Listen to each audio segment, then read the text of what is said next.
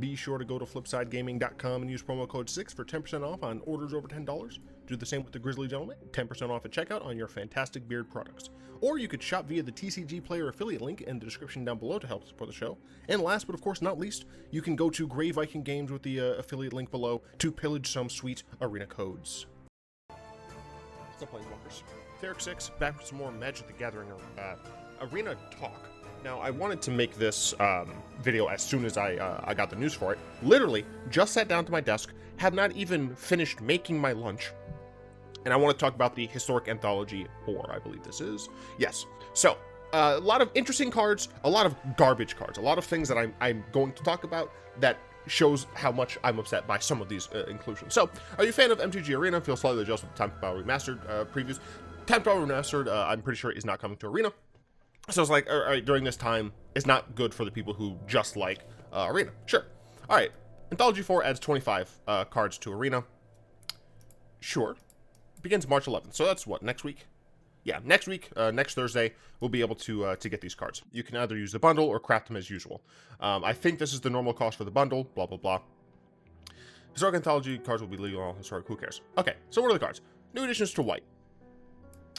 Declaration in Stone. This is a card that I have asked about. This is a card that I said would be one of those cards that Wizards could easily add to Historic without making the white removal too strong. I would have preferred a slightly better Declaration in Stone, but I'm definitely going to try this, right? This is kind of just better than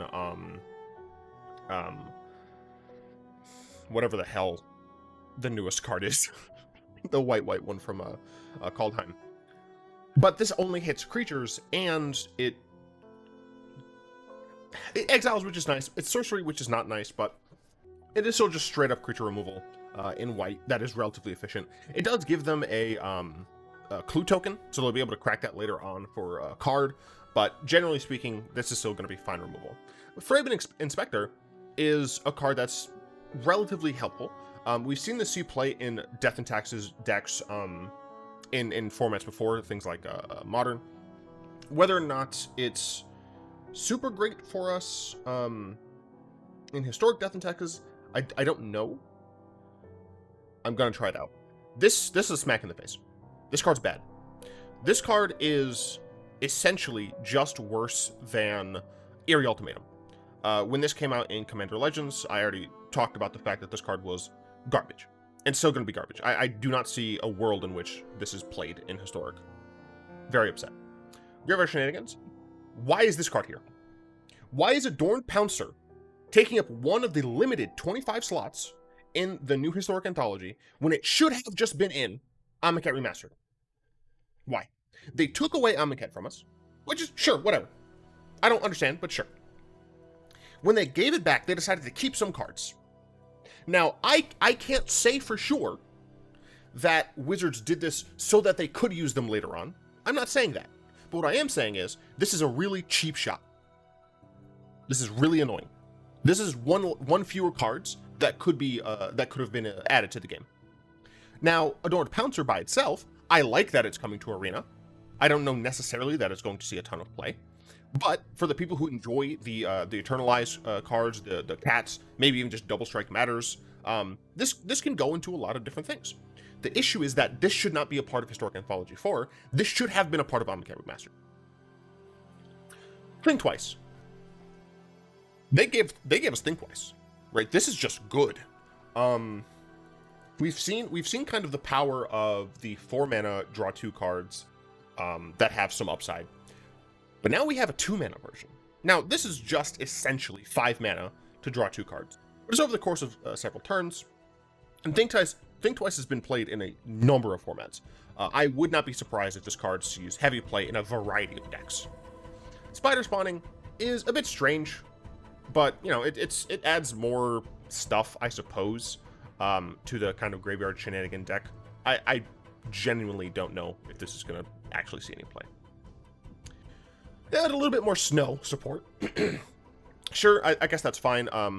They added the iceberg cantrics, so now you have actual like 12 crab mill, so you can play the other crabs alongside just snow islands and that this works perfectly fine, right? You play the one all 8 of the 1-drop crabs. You play the this 2-drop crab. You play a bunch of snow basics.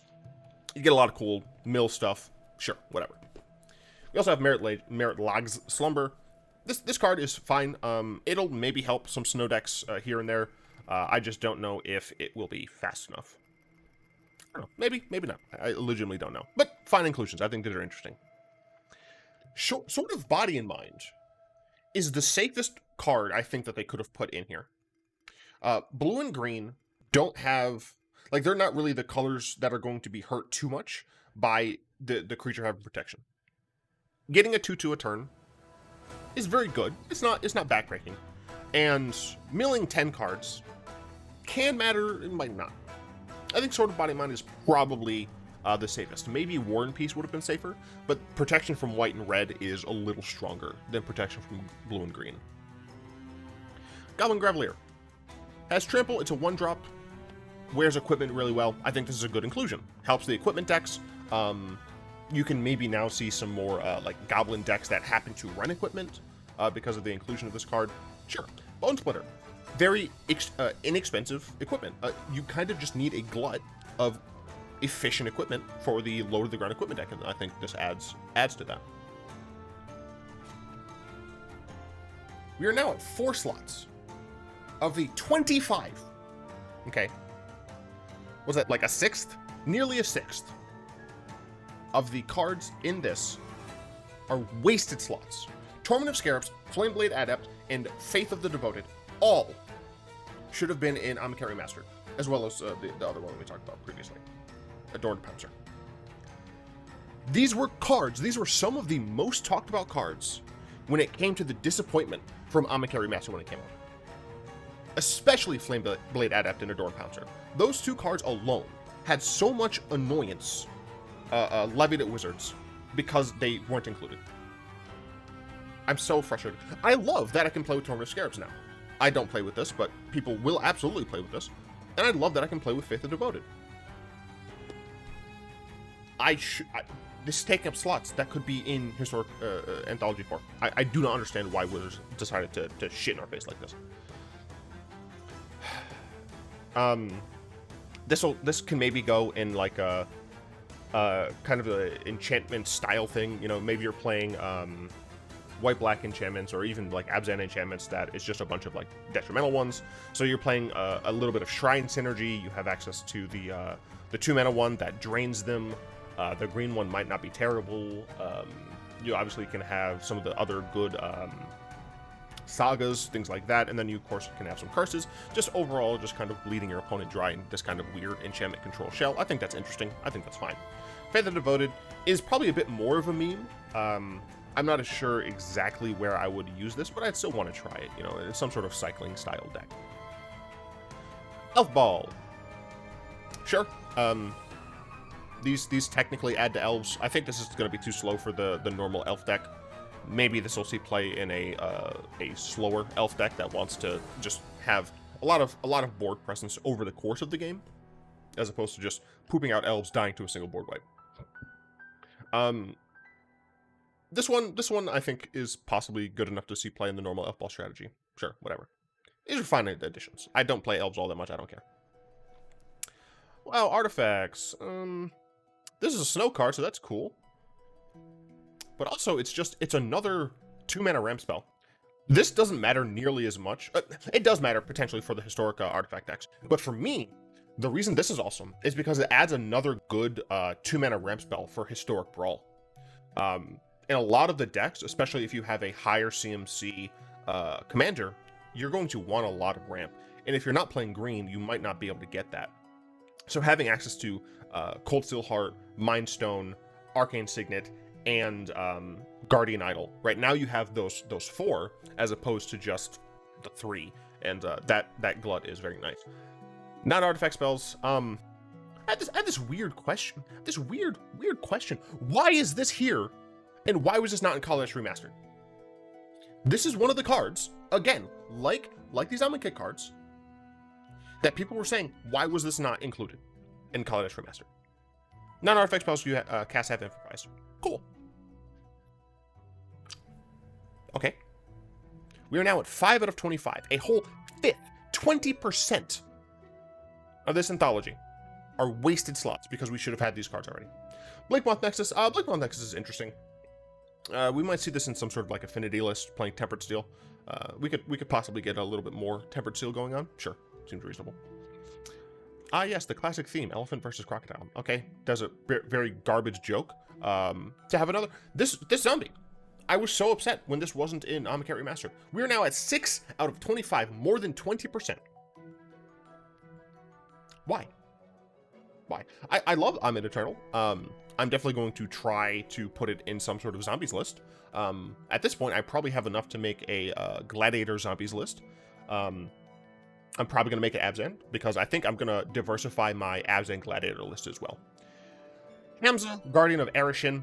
Sure, there's kind of a green-white or a Abzan style +1/+1 counters list. This is possibly fine. I do play this in my Commander counters deck. I've not gotten a chance to actually cast it yet because it's relatively new, and I haven't played a ton of games with it just yet. But, you know, it seems fine. Plus these 3 classic cards that fit neatly into obvious categories miscellaneous. We got another Mutate card. Pretty reasonable, right? This will add to the Mutate deck. It's Mutate for 4, which is pretty strong. I'm just gonna hide that shot. But yeah, no, we have another Mutate card. Sure, this can go to the Mutate decks. That's nice to have. Sure. Harmless Offering. The red-black Liliana's Contract deck has just gotten better. Because now you don't have to play blue, right? You don't have to play with the blue cards that allow you to give things away. You can just Harmless Offering it now, and that's hilarious. Is this going to be played anywhere else? I don't think so. But if you add to the meme, that's awesome. I want more of this. Collected Conjuring. Exile the top 6 cards of your library. You may cast up to 2 sorcery spells with mana value 3 or less from among them without paying their mana cost. Put the exiled cards not cast this way on the bottom of your library in a random order. We might be able to see some sort of sorcery speed kind of control mid-range value deck. I'm not sure exactly, but it's cool. I like it. Cool. Yeah. Wow. Okay, so 6 out of 25. You know, that's not bad. Oh, they're also giving us Death Shadow. They're giving us Death Shadow. So Suicide Black is back on the menu. So we now have Death Shadow. We obviously have Shocklands. We have Thoughtseize. We have gosh, what is that darn card called? Skyclave. The Skyclave Demon. Demon of the Skyclaves? I don't remember. But the 2-mana dude with Kicker, whose power is equal to like the lowest power or something. Or the lowest HP. So we have that. We have Murderous Rider, which loses its life. So we have ways of making Death Shadow work, for sure. You even have, gosh, there's a red card that taps to deal 1 damage to each player. I don't think that's going to be good enough for this deck, but it is something to note. So, all in all, I like a lot of the inclusions in here that specifically aren't cards that should have been in the remaster sets we've already had. This card is also garbage. This is a wasted white slot. I'm incredibly sad. So that's essentially what? 1, 2, 3, 4. Wait, I missed one, didn't I? Yeah, 1, 2, 3, 4, 5, 6, 7. That's 7 out of 25. That is a ridiculous amount of cards that just shouldn't be in this. But those are my thoughts. I'm very interested in seeing what your thoughts are on this topic. As I said, I made this. This is my legitimate reaction. Like as I went through this, this is the first thing I saw of it. I gotta know what you all think. I'm not a fan. That's all I can say. I'm not a fan. Anyway, PO Box. Send me some stuff if you want. Patreon. Join the link in the description. Big shout outs to especially Fogwind, Malik, and Balater. Yeah, until next time, I will be one.